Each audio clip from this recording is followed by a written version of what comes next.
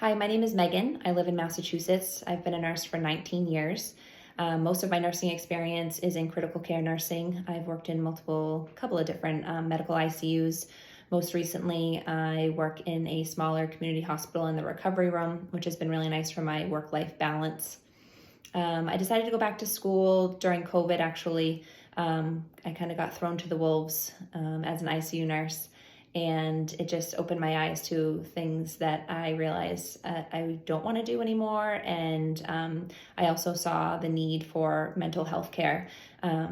So many of my friends, family, including my children, struggled during COVID, as I know we all did, with anxiety, depression, and so finding resources, especially for my kids, was really hard and continues to be really hard. And I recognize, the lack of resources that are out there. And so I decided to go back to school and get away from the bedside. And working with mental health patients and psychiatric patients is really just interesting to me and something that I think I can be really good at. And I'm really excited to try.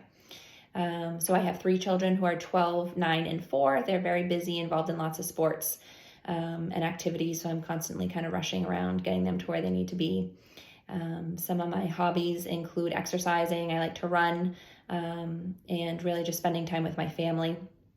An interesting fact about me is that I had to move across the country for my husband's job. I lived in Albuquerque, New Mexico for 5 years, which was fun and different. And I learned a lot, actually, just with total different patient population out there in the ICU in the city hospital. So that was really also helpful and beneficial in my nursing career.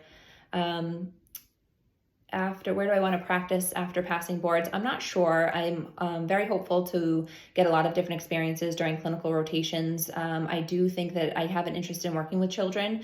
I haven't worked with a lot of pediatric patients in terms of bedside nursing, other than some tonsillectomies and ear tubes that we do in the recovery room. But I loved kids, and I, again, saw the struggle that my kids and my friends' kids had during COVID, and I was kind of providing some psychotherapy during that whole thing with them. And so I do think that it's something that I'm going to look into and see how that goes.